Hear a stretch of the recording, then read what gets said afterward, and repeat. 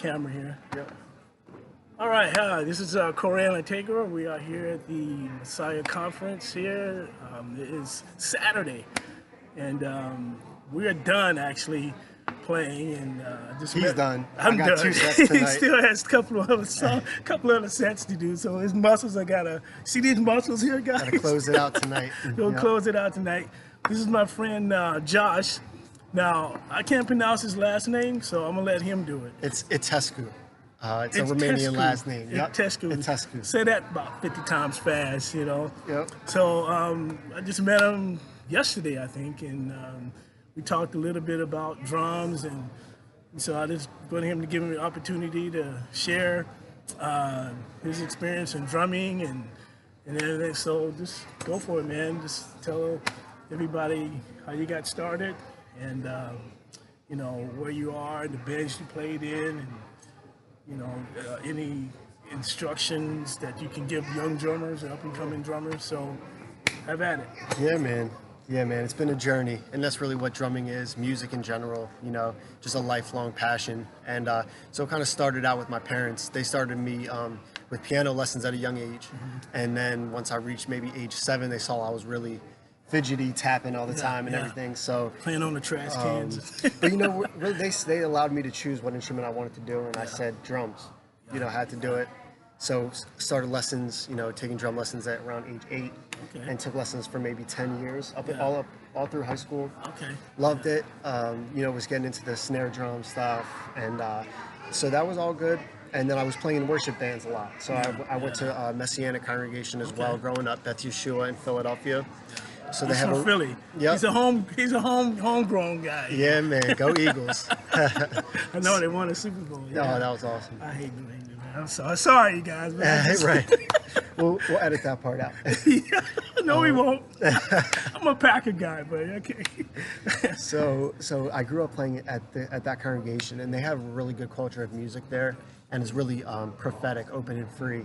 You know, they have songs, but you never know where that song is going to go. You know, and that's how the culture is there. A lot of good musicians. I learned under Greg Silverman for a while, Dr. Greg Silverman, who is a conductor, and he was a worship leader at our congregation and really taught everyone a lot. So I definitely owe a lot to him as well. And Good, he gave you guys that foundation. Exactly. You know, and how you get started and where you go from there. Exactly. So from there, pretty much. I got really into drumming right after college. It's just so much fun. There's the depth of it. There's just so much to learn, and there's nothing like it when you're up there playing drums, you know. And when you're playing for God's glory and everything too, it makes it that much better and that much more at peace. And and that's the thing. It's like when he's called you to a ministry, you know, and you fulfill that. All your training and everything, he just kind of molds it and shapes it and develops it to where he wants you to be. And Exactly. I know that from personal experience. Right. You know. So what bands are you in now? So I'm playing. Last night we played with the Klezmeranians here. It's klezmer music. For those of you that don't know, it's Eastern European type of music. So I call it Jewish party music. So it's an accordion, a clarinet, a violin, and it's really fast. We call it oompa, 2-beat music, oompa, oompa.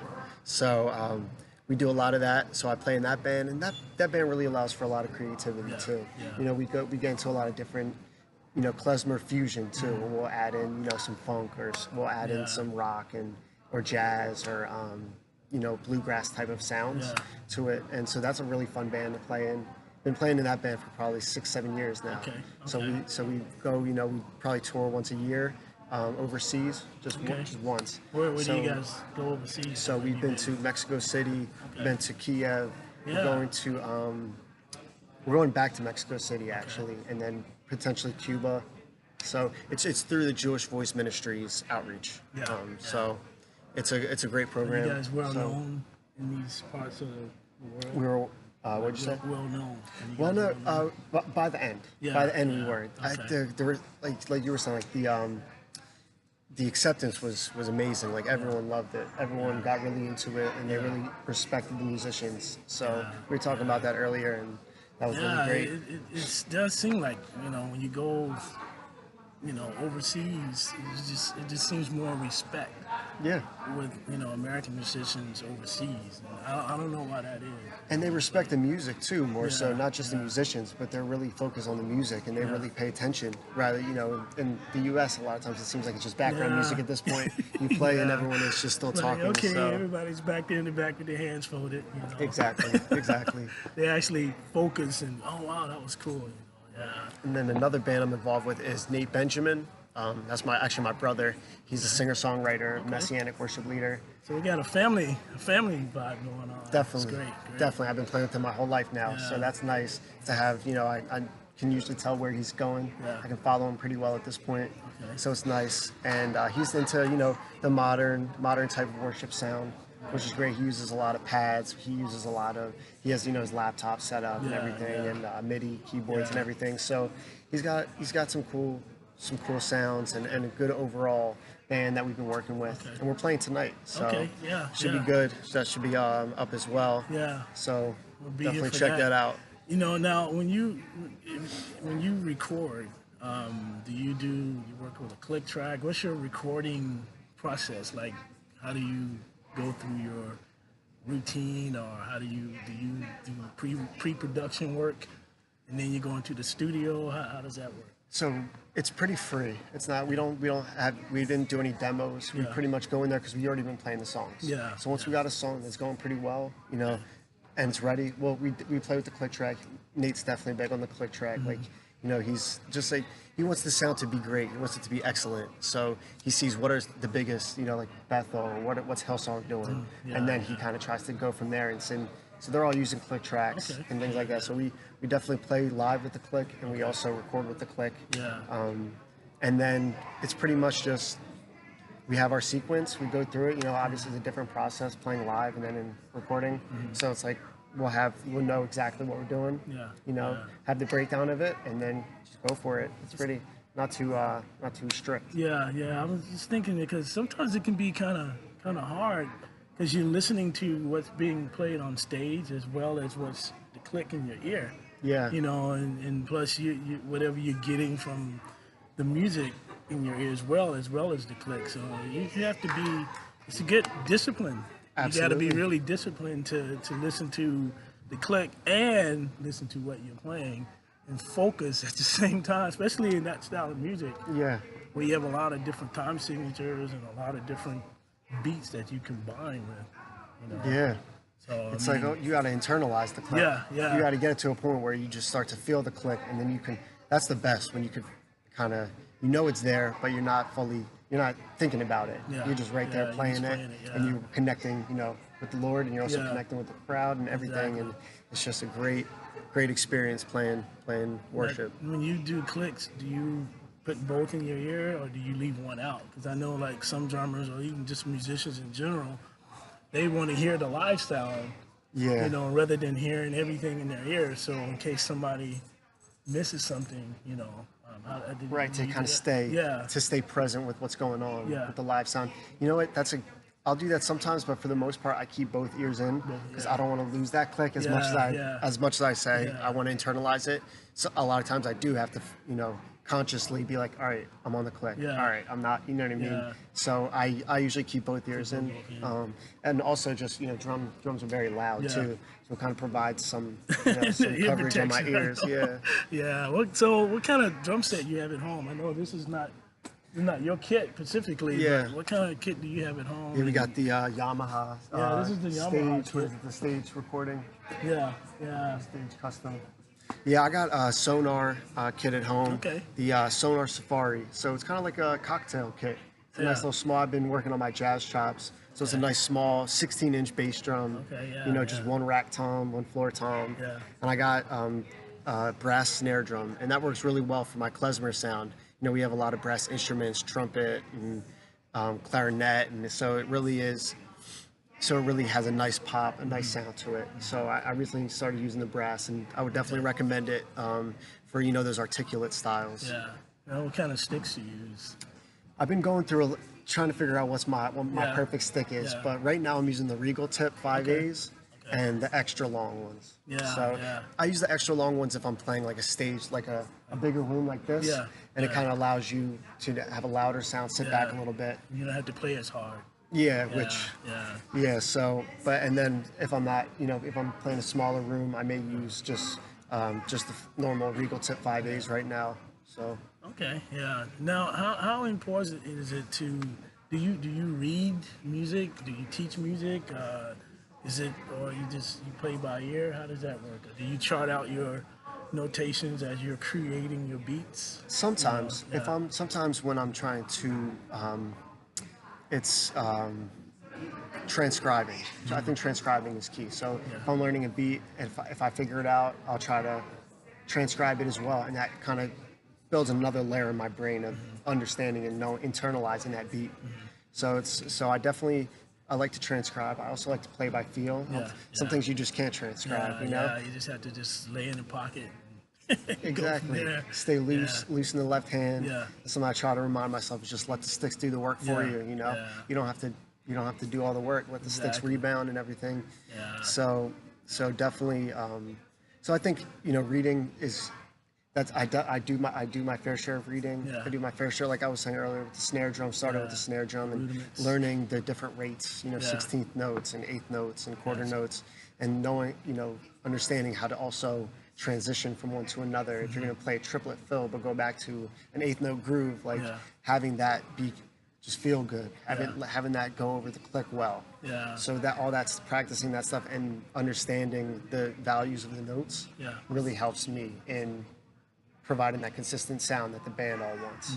Now, what's your practice routine? Do you like stretch, or do you do any type of workout? Do you eat before you play?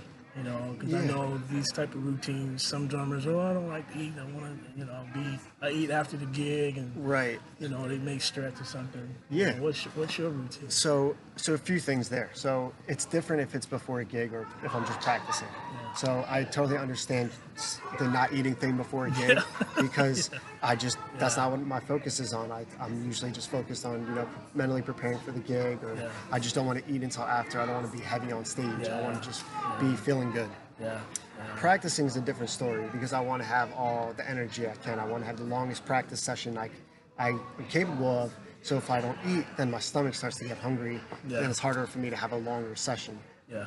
So I'll eat before, and I do a few stretches. If I can remember, I don't always remember, but I think always like the wrist stretches, like if you do this and bring your elbows up a little bit, or you kind of bring it down, like the reverse preacher is always good. And then I'll do just some before the kit, I'll just do some back stretches too. Like I found like you really want to have good use of your hips and your legs, and so to keep that pretty flexible helps a lot. And sitting is probably the number one thing, because I know for me when I first started, I used to lean over and sit, and then I kind of got into the habit now of just sitting straight up. Yes. And I think a lot of drummers have that problem leaning over when they're playing, and I don't know if they feel like, oh, I get better, but instead of sitting straight. Do you have, or had you had that problem? Yeah, I would say starting so. out? Yeah. For me, it was just I wasn't doing one thing or another. It was just I would just sit and play. Yeah. I wasn't as mentally aware of how I was sitting, how I was playing. But then, more recently, I would say, actually, maybe in the last 2 years, I've thought more about, all right, like how important that right leg is. Like that's probably the most important. The kick drum is probably the most important piece of the kit. So it's like you really have to focus on that and understand how you can do that best, how you can provide the best sound and most consistent sound for the longest period. Especially with the klezmer music that I play, we could do, if we're playing a wedding, we may do 30 minutes straight of a 2-beat at high BPMs. So you have to sit well, sit back on your hips. You really want to be playing, from your pelvis. You don't want to be moving forward and having to pick up your leg every single time. You kind of want to be sitting back, and you kind of, You're not forcing yourself to play. It's Exactly. more like you want to have a feel good about it. Exactly. I almost try to think also of my feet. Like I've been working on my feet a lot because I feel like my hands are overdeveloped compared to my feet. And so it's like, I start to think of my ankle as almost like my wrist, You're trying to, get the fluidity there. And then you can also start to use the Moeller technique with your foot. You know, you go one stroke down, one stroke up, and you can start to build your speed, and you start to have to do less work to get a double. So, you know, that's really important. Yeah. I think that's really important. The feet, I can't stress that enough, to get your feet and your legs to a point where it can at least be close to your hands. I don't think they'll ever reach where my hands are at. It's just different, but to kind of work on them the same way is definitely beneficial. You know, I guess it varies from drummer to drummer, because some drummers like me, tall, you know, and some are short, and they need that, you know, they don't want to be so cramped. When they play, it's good to stretch out and have some room to go around the kit, you know. So basically now, you guys, is your band going to be recording? Or what's the future projects coming up? Yeah, so we're hoping to get a klezmer record out before next year. So we've been in talking about that, hopefully getting a record done. You going to do like an EP or full-length album? That one will probably be a full-length album. We have a lot of music that we can record, but we haven't recorded yet. So we've been really just strictly touring with Jewish Voice, doing some local in the Jewish community, doing some of the Messianic congregations, weddings, things like that. But we don't have any. We have live music out, but we don't have like a professionally recorded album. So we would like to get that done with the Klezmeranians.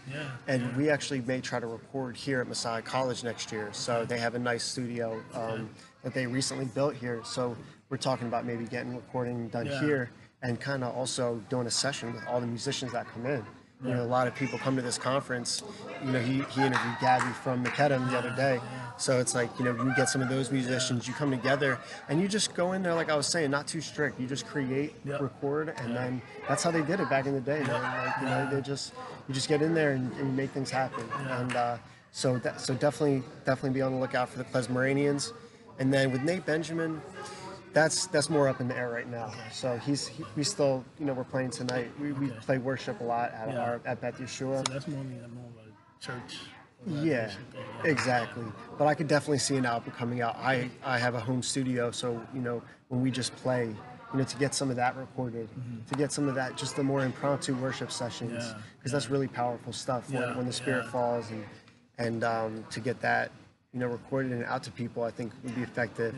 And he does have he has an EP and an album out as well already that came out a few years ago. So that's Nate Benjamin. Okay. Now, how did you get from were you a Christian all your life? How did that all come about to where you came to the Lord, and the Lord was just kind of just using you in the music? What's your testimony? How did that come about? For sure.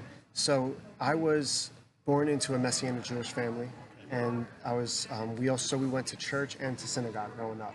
So I got a really well-rounded experience with you know, Christianity and Judaism, and then, you know, my dad was a Messianic rabbi too. So you know, it's really the coming together. You know, you keep your Jewishness, but you also believe that Jesus is the Messiah. You know, so that's kind of how, you know, I was brought up in that, and then maybe you know, I made the decision for myself. Maybe, you know, when I was in my, you know, probably before my teenage years, and then you go through your teenage years, and you're really just trying to figure, you know, you're trying to seek out the truth. You don't know. Exactly. So I would say, you know, I finally maybe came to the right, you know, I feel like the Lord has always been in my heart, and I accepted Yeshua, you know, when I was very young, but I'm still to this day learning and growing in that, you know. It's like, and just seeing his grace, seeing his blessings in my life as making making those right decisions, making the stand for the Lord, and using the gifts that he's given me and the passions that he's given me for his glory. I just see him at work through that. And it's really amazing to be a part of. Even like last night we were playing, and I'm playing with the Klezmer band, which isn't necessarily, I mean, it's worship to the Lord, but it's not like a worship song. It's not like the lyrics are singing directly to the Lord, but I still feel up there and I'm at peace because I see everyone, you know, just all the brethren coming together and just dancing together in unity. And it's like, this is what he's using me for. And it's not about you, it's all about the Lord and worshiping him. And when you look out there and you see people with their hands raised and everything singing the songs, you know, you're a part of that, you know, and God's called you to that. Now, you know, so you never really had that typical testimony of drinking and drugs and alcohol, all that kind of stuff, and then the Lord just met you somewhere. You were Yeah, pretty much raised in exactly. in Messianic Jewish family. Yeah, which is different too, because you wait for that big experience. You want to have that, like what you were just saying, like where God comes and meets you and Yeah, just totally like yeah, knocks you out. And I never had that. yeah, I never had like a total like a chain. I've had, I've strayed left and right, but he reels me back in. Somehow he teaches me. yeah, He teaches you because of the consequences of your decisions, or you have to deal with whatever choices you make. So in that way, I definitely see his hand at work. But I didn't have like a total like life changing moment, because I had such great role models. yeah, Like both yeah, my parents are strong yeah, believers and are very positive people and supportive too. So that was really nice to grow up in a really solid family. yeah. Especially at that age, because I think nowadays kids they need that godly influence from parents or friends or siblings, and sometimes at that age, at 15, 16, you can go either way. You can go Right. to the gang or whatever you think that's best for you. But it's good that, you had that foundation at that age. Yeah. Because, unfortunately in our society, well, pretty much even since the biblical days, it's always been, he or she, that person goes to, they just go astray, and even if they were raised in a Christian home or a Jewish home, they, like you said earlier, they have to find out for themselves. Yeah. Yep. Who Jesus is or Yeshua Exactly. is. Yeah. And just like when Jesus met Paul on the road to Damascus, he was killing Christians. So when God meets you and He wants to use you like He's doing you in music, it's compared to playing anywhere else. It's nothing like it. Yeah. I mean, Definitely. so, but yeah, I'm glad I got a chance to meet you and we talked. Same here, And, Corey. we're leaving tomorrow, and they're playing tonight, so I'm gonna be here tonight. And just what can you share with kids that want to learn drums? Yeah. Not to give up. What's Exactly. your advice as far as just keep striving? Exactly. And that's exactly it. Kind of like what I said earlier, it's a journey. It's a lifelong journey. Some days are better than others, and you're not gonna see your progress right away. It takes time for your muscle memory to settle in. So if you're working on something new and you're not getting it, take a break. Come back 15 minutes later, come back an hour later, try it again, and you'll feel a little bit better. And you keep doing that consistently, and then it just becomes natural. A couple weeks later, you'll be doing that, in your subconscious. And to keep at it, to keep working hard. What else was I going to say? And then also to work at slow beats per minute. That's something that helps a lot. If you're trying to learn a groove or something that you hear on YouTube, you can slow that track down, to 75 to 50%, and try to play along with it there first, or try to, like I was saying, transcribe it, and then just work on that. It's very slow, and then speed it up gradually. And that's the discipline, and it's not easy because everyone likes to play fast. No one likes to play too slow. So, Play all but it's ballads if you can. yeah, and Those are the hardest sometimes. Believe it or not, a lot of times people can't play a ballad, yep, because everybody's used to fast or whatever. But fast and loud. We all like playing fast and loud. Yeah. Play slow and soft. Yeah, That's a yeah. different story. Yeah, that'll get you a lot of gigs. You just lay in the pocket, That being said, I'm gonna go work on my brushes. I got some work to do as well, so I can't say I got that part totally figured out. But Now it's you play definitely different fun. genres of music. Yeah. He's also a piano player as well, and he's gonna be learning guitar. So Yeah, so I've been you know a little bit of piano new as journeys well. too. Yeah, Yeah. guitar's been a new journey for me as well. So like I said earlier too, my parents started me with piano lessons. So, and I did music theory lessons. So I understand. I know how to read music. And I was sitting behind the drums one day, and I just had this realization, like, I want to do other things too. I want to get out from behind the drums. I think that's also a calling on my life as well, just with the upbringing I had and with my love for the different instruments. So yeah, Yeah, it's good. Definitely. It's good to be versatile. Absolutely. It's good to have that versatility. I wish I learned guitar or piano.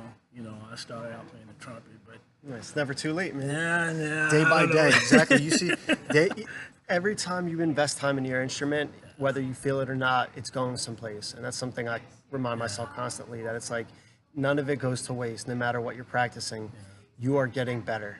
Yeah. Well, it's good talking to you, Josh. I'm glad we got a chance to meet and talk. And I don't know, this probably won't get on YouTube until a little months later. But definitely get it out there, and hopefully people can tune in to next year's Messiah's conference and Definitely. see you guys and get that album out, man. Definitely. And hopefully things will go well with your band and touring, Yeah. and recording and everything, and the Lord's gonna use that, dude, to bless people. Thanks, Corey. Appreciate that. I'm Yeah. excited for what the Lord Yeah, has, thanks for man. coming down, dude. Thanks, brother. Appreciate it. Yep. Good talking to you. Yeah, you too, man. All right. All right. Have a good one. You too. Well, we've been listening to Josh, and he's the drummer here for Klezmeranians. All right. Nate Benjamin. Nate Benjamin. Okay. All right, and this is Power Empowerers, and we're wrapping up here, and got the drum kit in the bag. Everybody's kind of gone, and so I'm going back. Actually, I'm going to North Carolina for visit some family, and then I'll be back in California, and we'll go from there. So, all right, peace, shalom.